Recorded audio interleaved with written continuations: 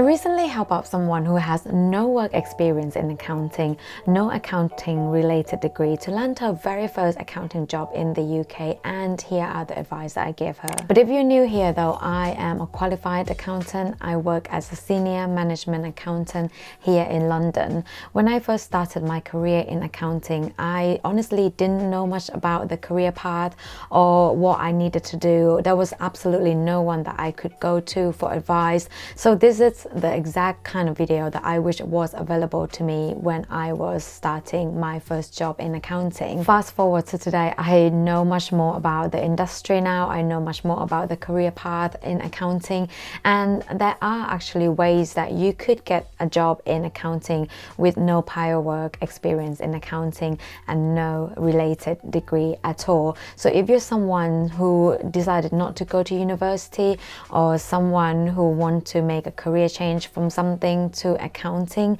or someone who are actually just graduated from university in something else that is not accounting related and looking to get your first job as an accountant, then this video will be beneficial for you. First of all, I want to explain why I do think that university degree is not necessarily the main requirement for you to get an accounting job in the UK. Now, with my work experience as an accountant here for the past 5 years, I've worked in industry and I've worked in accounting practice. And if you're not sure what the difference is between these two at this moment, don't worry about it. We'll talk about it a bit later on. But I've worked with people from very diverse background, educational background. I've had a manager who left schools when he was 16 and he's been working in accounting for years. And I've known really successful accountant who didn't go to university, or someone who did go to university and did a degree in something completely different, like criminology, for example, and still managed to be a very successful accountant. So in this day of age, in the UK at least, a university degree is less relevant than other things that we will be talking about today when it comes to getting an accounting job in the UK. So how to become an accountant then? If university degree is not necessarily the main requirement, then what are?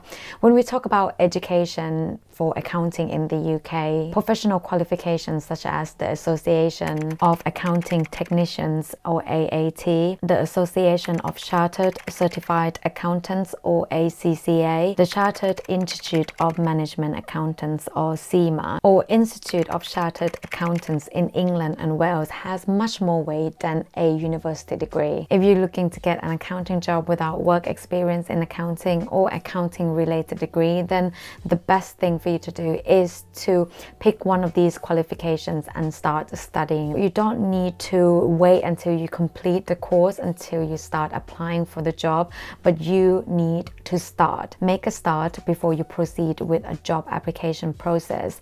This is because when it comes to resumes and your interview, if the employers see that you already start your qualification, you are likely to have more chance. This shows commitment. This shows that you're really interested in career in accounting, especially if your degree is in something completely different. Think about it. How can they know that you're actually serious in a career in accounting unless you sign up for a qualification and start studying it yourself? The toughest part about starting these qualifications with no accounting background is that you are definitely going to have to do all the exams with no exams exemptions. Generally speaking, if you have an accounting related degree or even a business degree, you might get around 3 or 4 exams exemptions, depending on the qualification, of course, which in turn will reduce the amount of time that you will spend for that qualification to complete it. However, I think that if you have absolutely no background in accounting and your accounting knowledge is very minimal, it's probably not a bad idea to sort of do all the exams, because that way you kind of have to learn everything from a very basic stuff such as double journal entry, bookkeeping, to more of the advanced stuff. And of course, the further you are in your qualification, the more likely you'll be hired by your potential employer. Oh, and by the way, I get asked a lot of time by you guys to share my template, my CV template. So I am sharing some of the CV template templates that I have been using in the past recent years in the description down below, and they are free for you to download. And apart from qualification, your skills or transferable skills is also another important part. So you need to make sure that you highlight them during your job search, because you'll be working with numbers, a lot of numbers. I'm telling you, sometimes there are just so many zeros, and therefore your numeracy skills is required and something that you really need to highlight during your job search. And it also depends on what job function you'll be doing in an accounting department or finance department. If you're a management accountant like myself, you need to see numbers beyond numbers. You need to be able to look at the numbers and make something meaningful out of them. So therefore, analytical skills is also a great asset. But the most essential skills that I would say for all accountants is Excel spreadsheet. Now, every company is going to have different accounting software, different accounting system that they're using, but I'm willing to bet you that all companies will be using Excel spreadsheet in some capacity. So make sure that you know and actually remember all the basic functions and formulas in Excel. The ones that I actually personally use every single day in my job is basic functions such as like the sum, the count.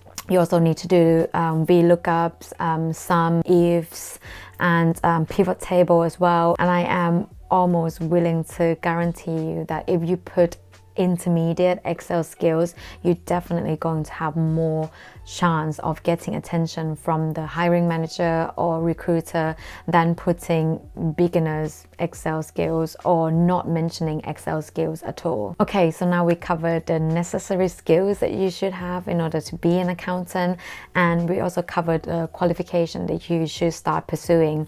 Now, the very crucial part, the most important part, I would say, and this is a strategy, which is where can you apply for an accounting job if you have no prior work experience in accounting and no accounting related degree. When you apply for accounting job, generally there's only two sectors that you can apply for.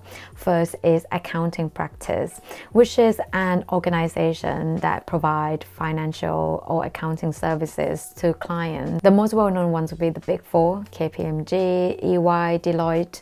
And in the UK, there's also a list of top UK accounting firms as well. Another sector that you can look at and apply for a job is what we generally call industry. Industry is basically non-accounting practice, so basically anything else. These are normal companies such as Toyota, Unilever, Amazon, HSBC, and where you apply for the job with your current circumstance makes a whole lot difference. You are going to get a better chance if you're applying for a job in accounting firm, and here's why. The main function of accounting practice is to provide accounting services or financial services to their clients.